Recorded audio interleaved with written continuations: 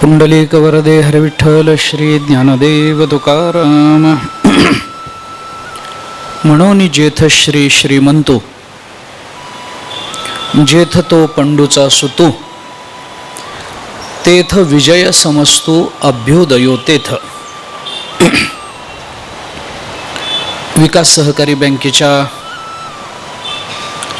वतीने आयोजित या त्रिदिवसीय प्रवचनमालेच्या पहिल्या सत्राकरता उपस्थित विकास सहकारी बँकेचे सर्व पदाधिकारी,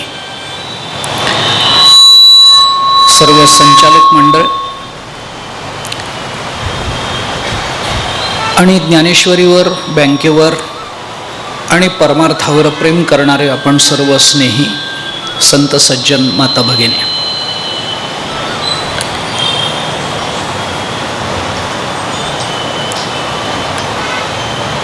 खरं म्हटलं तर विकास सहकारी बँकेच्या वतीनं आयोजित केलेल्या या प्रवचनमालेच्या इतिहासाकडे जर आपण बघितलं तर परमपूज्य स्वामी गोविंददेव गिरी यांच्या अनेक प्रवचनांनी सोलापूरकरांना आत्तापर्यंत मंत्रमुग्ध केलेला आहे. आदरणीय श्री मणियारजी आत्ता सांगत होते बँकेच्या ठेवी किती आहेत. मला त्यातलं काही कळत नाही, परंतु मला एवढं नक्की कळतं की जेवढी केवढी लौकिक संपत्ती आपल्याकडे ठेव म्हणून जमा झाली असेल, आपण कर्ज म्हणून दिली असेल, ती तर वाढत जाईल, त्याच्याबद्दल माझ्याही मनात किंतु नाही, संशय नाही. परंतु या सगळ्या संपत्तीपेक्षा स्वामीजी प्रतिवर्षी आपल्याला 3 दिवस देऊन त्यांच्या पारमार्थिक विचारानं जी श्रीमंती देतात ती श्रीमंती फार मोठी आहे. लौकिक संपदेला आपण कधीच तुच्छ मानायचं नसतं, परंतु ती साधनरूप संपत्ती आहे. पारमार्थिक विचाराची श्रीमंती ही वेगळी आहे. त्याच्याने प्राप्त होणारी संपन्नता, ही संपन्नता मानवी जीवनाची धन्यता करून देणारी आहे. त्या संपत्तीनं अंतःकरणातल्या विकारांना निवृत्त करून अंतःकरणामध्ये विचारांची स्थापना करून देण्याचं सामर्थ्य त्या संपत्तीच्या ठिकाणी आहे. मला तुलना मुळीच करायची नाही, परंतु लौकिक अर्थाने जशी जशी संपत्ती मिळत जाते तसा तसा संपत्तीचा मोह निर्माण होत जातो आणि निर्माण झालेला मोह वाढत जातो. परंतु पारमार्थिक श्रीमंती ज्या वेळेला येते त्यावेळेला त्या मोहाचीच निवृत्ती करून देण्याचं सामर्थ्य त्या विचाराच्या आणि त्या पारमार्थिक चिंतनामध्ये असतं. त्यामुळे सबंध भगवद्गीता सांगून झाल्यानंतर भगवंताने अर्जुनाला असं विचारलं की अर्जुना, अशोच्यानंद्व शोचस्त्वं प्रज्ञावादांश्च भाष्यसे गतासून गतासूंश्च नानुशोचन्ति पंडितः. या 2ऱ्या अध्यायाच्या 11व्या श्लोकापासून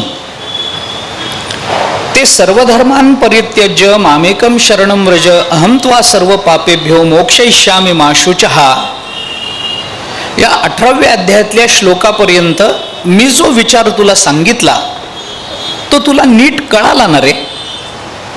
तू नीट ऐकलास ना?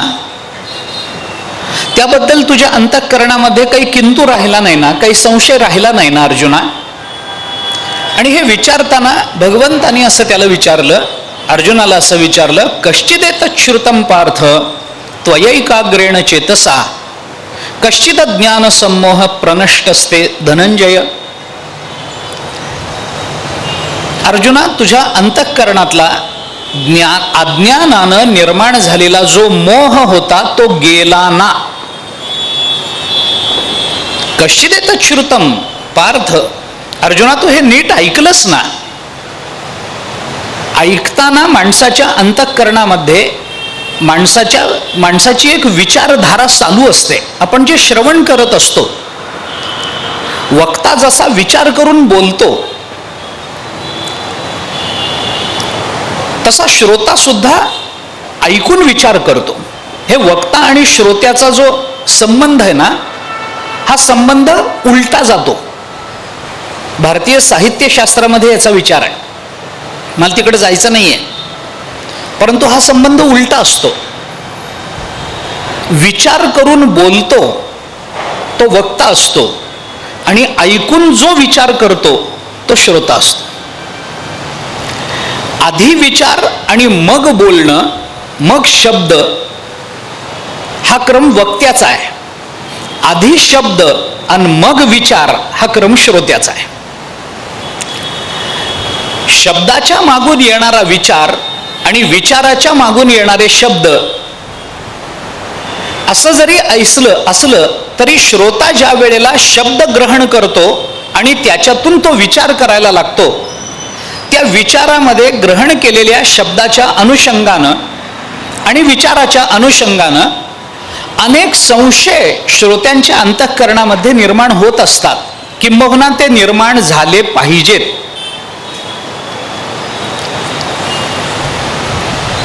ऐकून जर संशय येत नसेल तर गोंधळ आहे.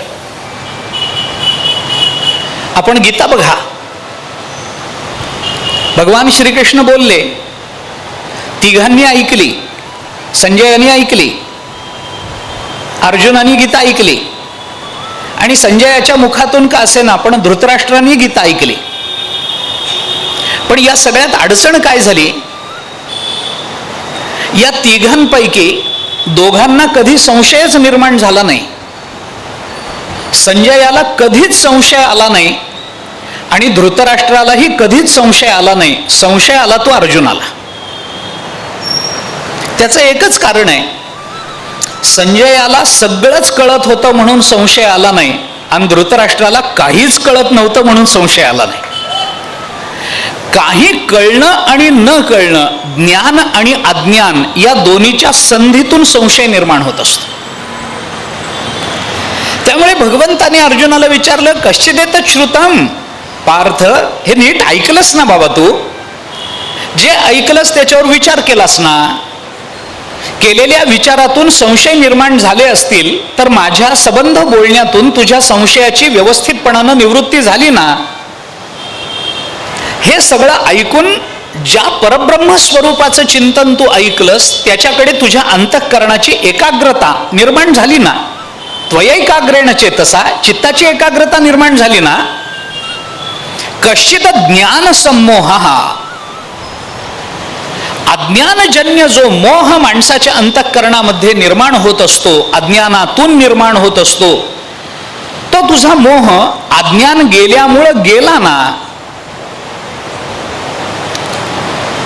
संपूर्ण त्या संशयाची, संपूर्ण त्या मोहाची निवृत्ती झाली ना, प्रनष्ट असते.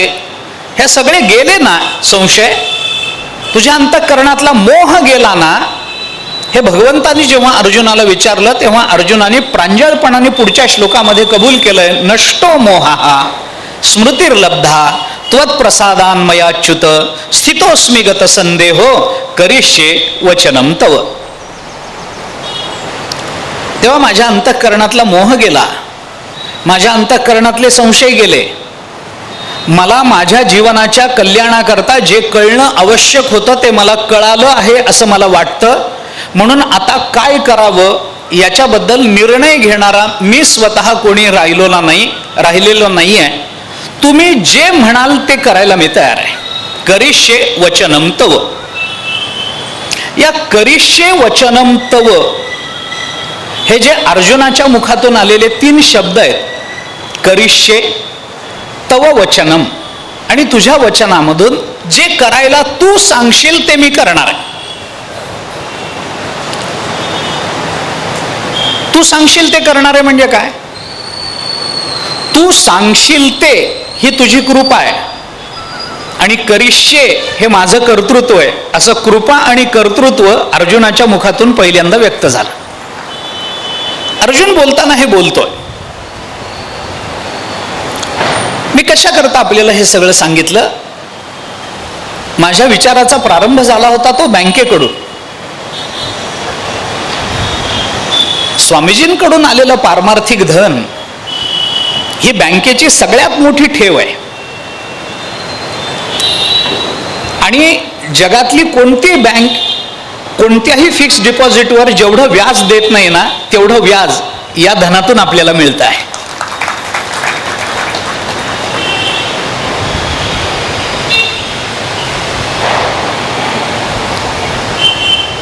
खरं तर स्वामीजींचे 3 दिवस यावर्षी मिळायला पाहिजे होते. अधिक चांगलं आपल्याला काही ऐकता आलं असतं. परंतु भगवंताची योजना काय असते मला माहिती नाही. परंतु त्यांच्या जागेवर बोलण्याचं सद्भाग्य मला लाभलं. याबद्दल मी बँकेला अंतःकरणपूर्वक धन्यवाद देतो. आपण ती संधी मला दिलीत. त्यांच्या विचाराचा परामर्श घेऊन त्यांच्या विचार परंपरेला पुढे नेणं एवढं सामर्थ्य निश्चित माझ्या ठिकाणी नाही आहे. मी एक सांप्रदायिक माणूस आहे. स्वतःला वारकरी म्हणून घेण्यामध्ये धन्यता मानणारा एक सामान्य वारकरी आहे. ज्ञानेश्वर महाराज तुकाराम महाराजांच्या वचनाने जीवनामध्ये जी संपन्नता येणं अपेक्षित आहे, त्या वचनांचा अल्पस्वल्प अभ्यास करून श्रोत्यांपर्यंत ते पोचवावं असा माझ्या गुरुपरंपरेचा मला आदेश असल्यामुळे जेवढं मला शक्य आहे तेवढं आपल्यापर्यंत पोचवण्याचा मी प्रयत्न करणार आहे. पण माझा मुद्दा ज्या या 3 दिवसीय प्रवचन मालेकरता मला दिलेला आहे त्याला मी प्रारंभ केलेला आहे.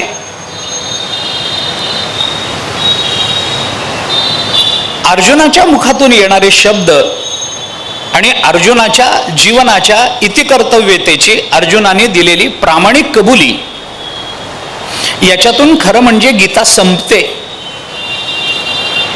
संपली गीता. अर्जुनाने जेव्हा कबूल केलं, माझा मोह गेला,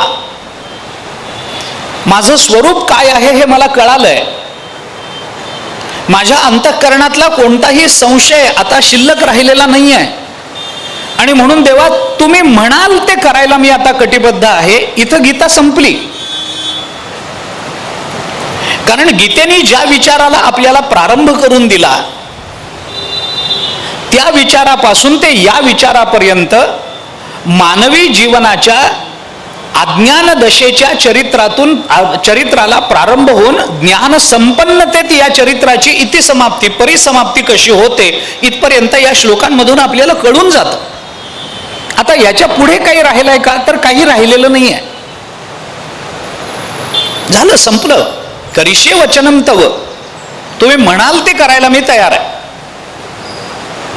मग भगवंतानी काय सांगितलं हा प्रश्न नंतरचा वेगळा.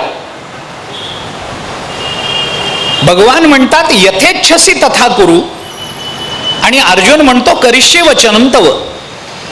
भगवंताने अर्जुनाला सांगितलं आता तुला जे वाटेल ते तू कर, आणि अर्जुन म्हणतो तुम्ही सांगाल ते मी करतो. या 2 वाक्यातला अनुबंध जर आपल्याला विचाराने जोडता आला तर संपूर्ण गीतेचं वर्म याच्यामध्ये सामावलेलं आहे असं आपल्याला दिसतं. आपण गीता वाचली असेल. गीतेचा पहिला श्लोक धृतराष्ट्राच्या मुखातून व्यक्त झाला आहे, आणि तो श्लोकही आपल्याला माहिती असेल. धृतराष्ट्राने पहिला प्रश्न संजयाला विचारलाय, धर्मक्षेत्रे कुरुक्षेत्रे समवेता युयुत्सवः मामकाः पांडवाश्चैव किम कुर्वत संजय. हा प्रश्न धृतराष्ट्राने विचारला. हा प्रश्न जरी धृतराष्ट्राच्या मुखातून व्यक्त झालेला असला तरी सुद्धा या सगळ्या श्लोकाचा विचार करण्याच्या पूर्वी या श्लोकाला प्रारंभ करतानाच भगवद्गीतेने आपल्या जीवनामध्ये आपण कोणतं कर्तृत्व गाजवलं पाहिजे याचा उल्लेख करूनच पुढे गीता सुरू होते. आपण गीता बघा, बारकाईने बघा. सगळा श्लोक विचारात घेऊच नका. धृतराष्ट्राचा पहिले 2च शब्द लक्षात घ्या. हे युद्ध कुठं झालं? कुरुक्षेत्रावरती झालं. आणि धृतराष्ट्राने संजयाला काय सांगितलं? धर्मक्षेत्र असणारं जे कुरुक्षेत्र, त्या कुरुक्षेत्रावर माझी मुलं आणि पंडूराजाची मुलं, माझ्या भावाची मुलं, ही जी युद्ध करण्याकरता गेलेली आहेत ना संजया, त्यांच्यामध्ये काय झालं मला सांग. एवढाच प्रश्न आहे. तिथे कोण गेलं सोडून द्या, तिथे काय झालं म्हणून विचारलंय सोडून द्या. पण विचारताना धृतराष्ट्राने पहिले 2 शब्द उच्चारलेत जे कुरुक्षेत्राला दिलेलं एक विशेषण आहे. धर्मक्षेत्रे कुरुक्षेत्रे, 2च शब्द आहेत. इथंच गीता संपली. आपल्याला पुढे गीता ऐकायचीच नाहीये. गीता इथे संपली. धर्मक्षेत्रे कुरुक्षेत्रे, संपली गीता. का बाबा? आपण या 2 शब्दांचा विचार करा. धर्मक्षेत्रे कुरुक्षेत्रे, याच्यामध्ये एक शब्द दोन्हीकडे समान आलाय, क्षेत्रे. धर्मक्षेत्रे कुरुक्षेत्रे, क्षेत्रे शब्द समान आला ना, तो क्षेत्रे शब्द बाजूला काढा आणि वाक्याचा अर्थ लावा. क्षेत्रे क्षेत्रे धर्मम कुरु, संपली गीता. आपण ज्या क्षेत्रामध्ये असतो त्या क्षेत्रामध्ये आपण धर्माचं पालन करा, संपली गीता. याच्या पलीकडे गीता नाहीये. धर्मक्षेत्रे कुरुक्षेत्रे क्षेत्रे क्षेत्रे धर्मम कुरु, संपलं. अर्जुन हेच बोलतोय पुढे. संबंध गीतेमध्ये भगवंताने अर्जुनाला काही सांगितलं असेल तर धर्माचं पालन कर. आपला धर्म कोणता आहे हे ओळख. आपण कुठल्या भूमिकेत उभे आहोत हे ओळख. ज्या भूमिकेची आपल्याला जाणीव होते त्या भूमिकेवर आरूढ झाल्यानंतर त्या भूमिकेतून स्व आणि परकल्याणाच्या आपल्या उत्तरदायित्वाची जाणीव करून घे. आपलं व्यक्तिगत कल्याण साधून घेणं हे ना प्रापंचिक जीवनाच्या दृष्टीनं महत्वाचं आहे, ना पारमार्थिक जीवनाच्या दृष्टीनं महत्वाचं आहे. संसारात केवळ माझंच भलं झालं पाहिजे असं वागणंही चांगलं नाही, आणि परमार्थातही मलाच ज्ञान झालं पाहिजे असा आग्रह धरणं चांगलं नाही. याच्याकरता आपलं उत्तरदायित्व काय आहे, आपली जबाबदारी काय आहे, आपण कुठल्या भूमिकेमध्ये उभे आहोत, भूमिकेवर उभे आहोत, आणि त्या भूमिकेवर आरूढ झाल्यानंतर आपल्या जीवनाच्या आणि इतरांच्या जीवनाच्या धन्यतेच्या दृष्टीनं आपला धर्म काय आहे हे ओळखणं फार आवश्यक आहे. आणि गीता त्याचा उपदेश करते. ही सगळी गीता भगवंताने अर्जुनाला सांगितली. अर्जुन म्हणाला, देवा माझं झालं, माझं पोट भरलंय, मला माझं कल्याण झालं हे कळतंय, हे मला अनुभवाला येतं आहे. आणि असं सगळं बोलून झाल्याच्या नंतर मग संजय बोलायला सुरुवात करतात. या संजयाचं विलक्षणत्व आहे. संजयाला व्यासांनी वर दिलाय. बरेच प्रश्न या संबंधामध्ये निर्माण होतात. महाभारताच्या संबंधानं काही जे आक्षेप निर्माण झालेले आहेत त्याच्यामध्ये हा एक महत्वाचा आक्षेप आहे.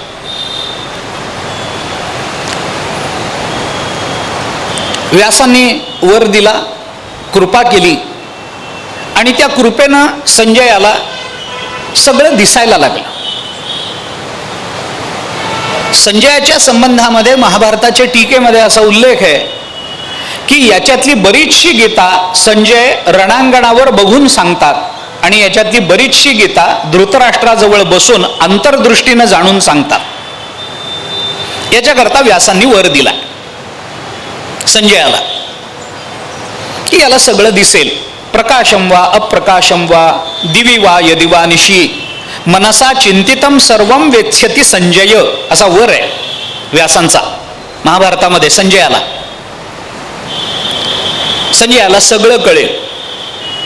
जे प्रकट झालं ते कळेल, जे अप्रकट राहिलं ते कळेल, जे दिवसा घडलं ते कळेल, जे रात्रीतून घडलं ते कळेल, आणि या रणांगणावर युद्ध करणाऱ्या सर्वांच्या मनात काय चाललेलं आहे तेही संजयाला कळेल, असा वर व्यासांनी संजयाला दिला.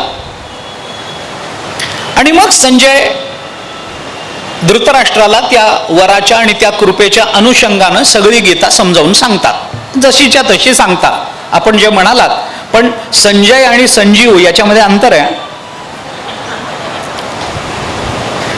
संजीव हा शब्द संजीवन या ज्ञानोबारांच्या जवळ जाणारा असल्यामुळे आम्हाला तो जास्त प्रिय आहे.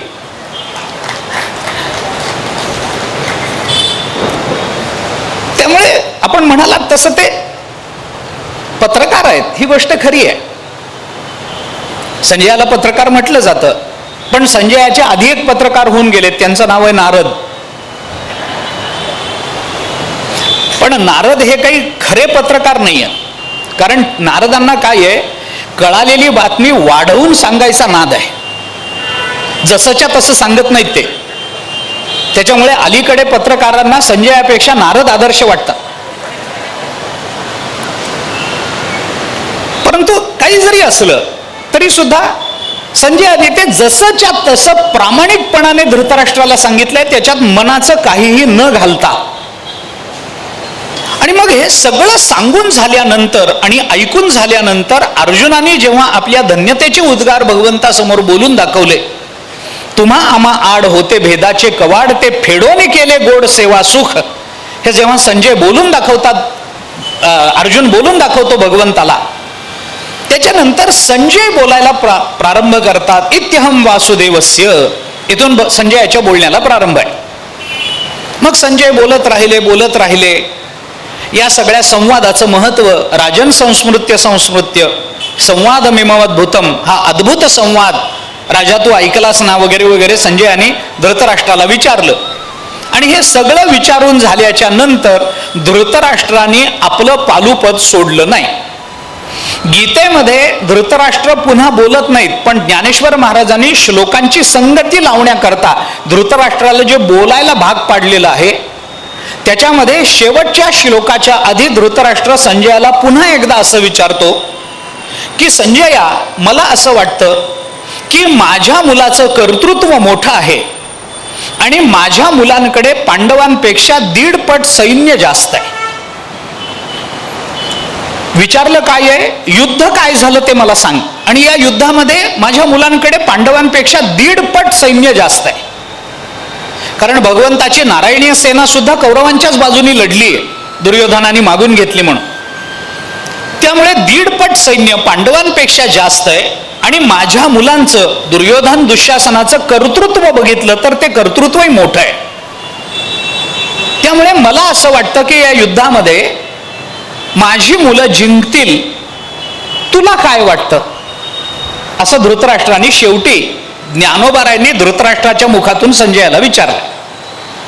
मा तुझे ज्योतिष कैसे, काय तुझे ज्योतिष काय सांगतं, तुझा अंदाज काय आहे, कोण जिंकेल? आणि कोण जिंकेल असा प्रश्न विचारल्यानंतर संजयाने त्यांना उत्तर दिलंय, यत्र योगेश्वर कृष्णो यत्र पार्थो धनुर्धरः तत्र श्रीर्विजयो भूतीर ध्रुवा नेतिर मतीर मम.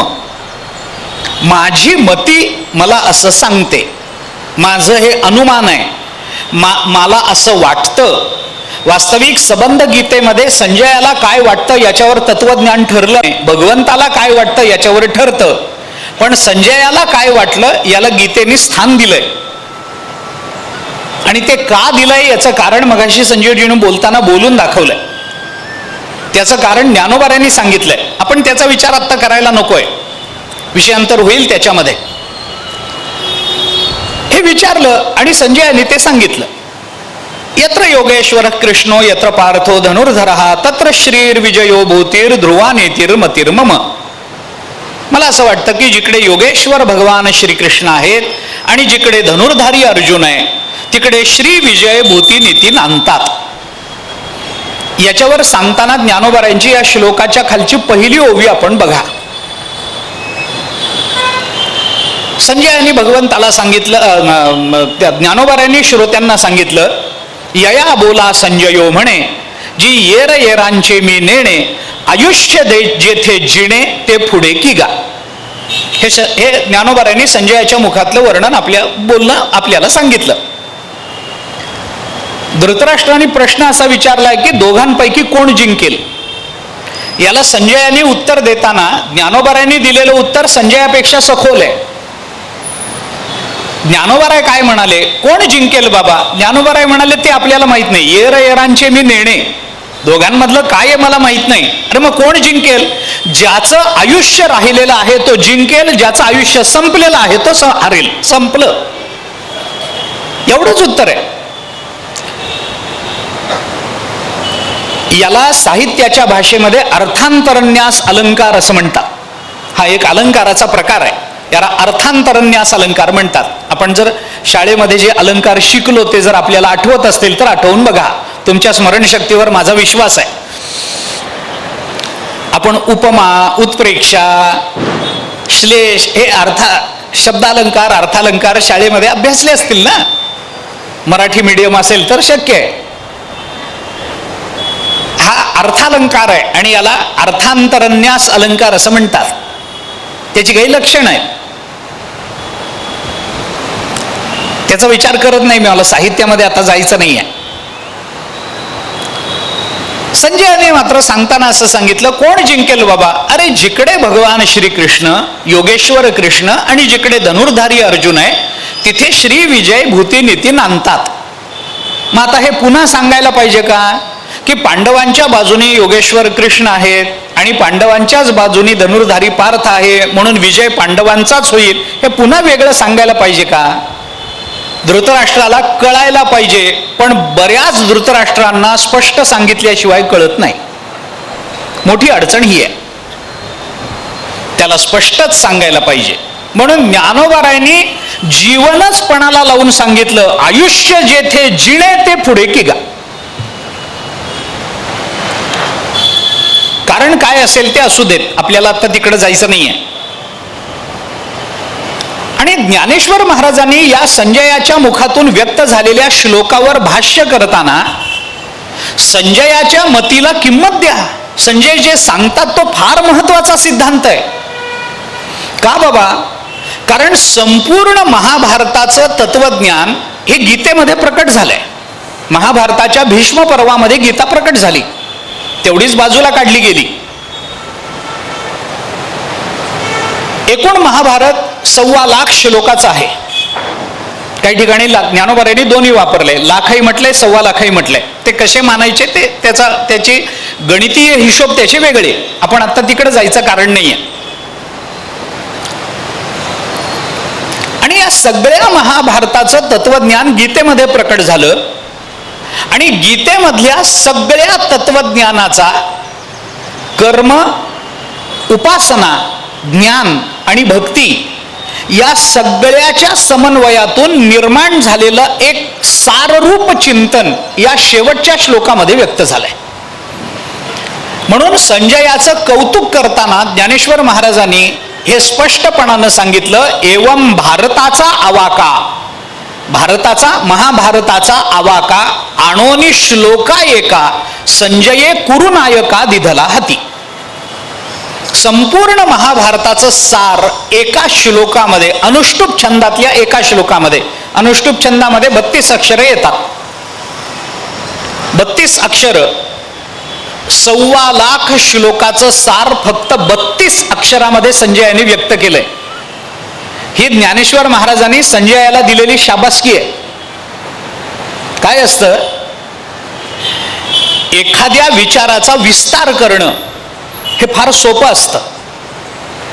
त्याला प्रमाण मिळतात, त्याला कथा मिळतात, त्याला आणखीन काही पुष्टी देता येते. विचाराला वाढवणं त्या मानानं फार सोपं असतं. एका श्लोकावर 10 दिवस बोला, फार सोपं आहे. एका श्लोकावर चातुर्मासभर बोला, फार सोपं आहे, काही फार अवघड नाही आहे, ते बोलता येतं. एका ओवीवर चातुर्मासभर बोला, बोलता येईल, काही अडचण नाही. पण चातुर्मासभर बोललेलं सगळं एका वाक्यात सांगा, हे फार अवघड असतं. विचाराच्या विस्तारापेक्षा विचाराचा परामर्श घेऊन विचाराचा संकोच करण्याकरता बुद्धिमत्ता जास्त लागत असते. विस्तारापेक्षा संकोचाला बुद्धी लागत असते. त्यामुळे जगतामध्ये कमी बोलणाऱ्यांना महत्व आहे, बडबड करणाऱ्यांना महत्व नाही आहे. कारण ते बोलत राहतात, याला बुद्धी लागत नाही. मोजकं आणि नेमकं बोलणं याला बुद्धी लागते. म्हणून कमी बोलणाऱ्यांना या जगतामध्ये महत्व आहे व्यवहारतः. कमी बोलायचं. आणि मनुष्य कमी बोलायला लागला की त्याच्या बोलण्याला वजन येतं. खूप बोलणाऱ्यांकडे लोक फार लक्ष देत नाहीत, म्हणजे प्रवचनकार सोडून, नाही तर ते माझ्यावरच उलटायचं सगळं. हे सोडून मला बोलणं भाग आहे म्हणून मी बोलतो.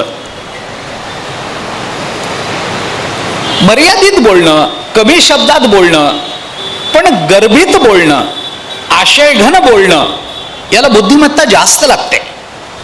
1.25 लाख श्लोकांना फक्त 32 अक्षराच्या एका अनुष्टुप छंदातल्या श्लोकामध्ये व्यक्त करण्याकरता संजयाकडे काय बुद्धिमत्ता असेल आपण याची कल्पना करू शकतो. आणि ज्ञानोबारायांच्या कौतुकाला त्या एका कारणाने तो पात्र झालाय, कमी बोलला म्हणून, बस, बाकी नाही. आणि या श्लोकावर बोलताना ज्ञानेश्वर महाराजांनी मात्र फार सुंदर विश्लेषण केलं, फार सुंदर विश्लेषण. योगेश्वर कृष्ण कोण आणि ही जोडी का लावायची? श्री विजय भूती नीती या माणसाच्या जीवनाच्या धन्यतेची उपादानं म्हणून विचारात घेतली जातात. माणसाला श्री हवी आहे, माणसाला विजय हवाय, माणसाला ऐश्वर हवंय, माणसाला नीतीनं जगणं हवंय. पण या सगळ्याला जरी आपल्या जीवनाच्या धन्यतेचं उपादान मानलं तरी या 4 गोष्टी स्वतंत्र का राहत नाहीत? ही जोडी का तुम्ही त्याच्याकरता आवश्यक मानता? कोणती जोडी? यत्र योगेश्वर कृष्ण यत्र पार्थो धनुर्धरा, ही जोडी कशा करता? या जोडीचा काय संबंध आहे? अरे तुम्ही प्रयत्न करा, तुम्हाला विजय मिळेल. आपण प्रयत्न करू, आपल्याला संपत्ती मिळेल.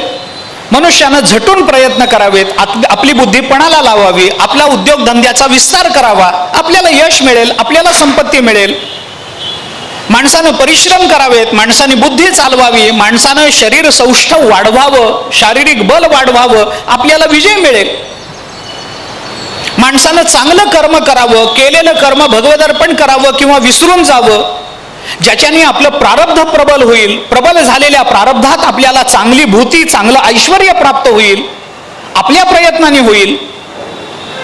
आपण आपला सत्सद विवेक जागा करावा आणि आपण आपल्या विवेकाला स्मरून, आपल्या चांगल्या बुद्धीला स्मरून आपण कार्य करावं, आपण नीतीनं वागावं. याच्याकरता यत्र योगेश्वर कृष्ण यत्र पार्थो धनुर्धरा, याची काय गरज आहे? कशा करता अर्जुन आणि कृष्णाची गाठ घालायची आणि त्यांच्या मागून श्री विजय भूतीनीतीची संगती लावून द्यायची? कशा करता? माझ्या कर्तृत्वानं मला विजय मिळवू देत, माझ्या कर्तृत्वानं मला संपत्ती कमावू देत, माझ्या कर्तृत्वाने मला ऐश्वर्य मिळवू देत, माझ्या कर्तृत्वानं, माझ्या विवेकानं मला नीती प्राप्त होऊ देत, मी नीतीनं वागू देत, हे बरोबर आहे. मग यत्र योगेश्वर कृष्ण यत्र पार्थो धनुर्धरहा, हे कशा करता? अजून एक याच्यातली गंमत मी आपल्याला सांगतो. श्री विजय भूतीनीती ही भगवान श्रीकृष्ण आणि अर्जुनाच्या जोडीतच कशाला सांगायची? मी म्हणतो अर्जुनाची तरी काय गरज आहे? अजून एक त्याच्यातला भाग सांगतो. एक, भगवान पुरेसे नाहीत का? जिथे भगवान आहेत तिथे श्री नाहीये का? अरे भगवंताला सोडून श्री राहतच नाही. लक्ष्मी स्थिरावली मुकुंदी जैसे, ज्ञानोबारायांनी म्हटलंय. लक्ष्मी जी भगवंताला सोडून राहतच नाही. महाभारतामध्ये 2 पद्धती, लक्ष्मी या तत्वाचे 2 प्रकार केलेत. लक्ष्मी 2 प्रकारची असते. एक विष्णू लक्ष्मी आहे आणि एक राजलक्ष्मी आहे. महाभारतात त्याचा विचार आला. विष्णू लक्ष्मी ही कधीही भगवंताला सोडून राहत नाही. आणि आपल्याकडे जी लक्ष्मी येते ना, ती राजलक्ष्मी आहे, ती विष्णू लक्ष्मी नाही आहे. जी राजलक्ष्मी ही विष्णू लक्ष्मीची छाया मानली गेलेली आहे. ज्या लक्ष्मीला आपण चंचल म्हणतो ना, ती लक्ष्मी ही राजलक्ष्मी आहे. विष्णू लक्ष्मी कधीच चंचल नाही आहे. ती भगवंताशी अनन्य असल्यामुळे ती स्थिर आहे. तिच्या ठिकाणी चंचलत्व नाही आहे. ती भगवंताला सोडून राहतच नाही कुठे. भगवंताचा अवतार कोणताही असला तरी लक्ष्मी त्यांच्या बरोबर आहेच आहे. आपण कोणताही अवतार बघा, त्या अवतारामध्ये लक्ष्मी त्यांच्या बरोबर आहेच आहे. रामावतारामध्ये सीतेच्या रूपाने लक्ष्मी आहे, कृष्ण अवतारामध्ये रुक्मिणीच्या रूपाने लक्ष्मी आहे, अहो, ज्या अवतारामध्ये भगवंताचा विवाह झालेला नाही त्या अवतारामध्ये सुद्धा लक्ष्मी, वामन अवतार, या वामन अवतार अष्टवर्षीय अवतार आहे. 8 वर्षाचे भगवान वामन अवतारामध्ये प्रकट झाले. या अवतारामध्ये लक्ष्मीचा काय संबंध आहे? ते तर ब्रह्मचर्य व्रताने राहिले. पण वामन अवतारामध्ये भगवान आले तेव्हा हातामध्ये जी छत्री घेऊन आले त्या छत्रीच्या रूपानं लक्ष्मी त्यांच्या बरोबर राहिली आहे.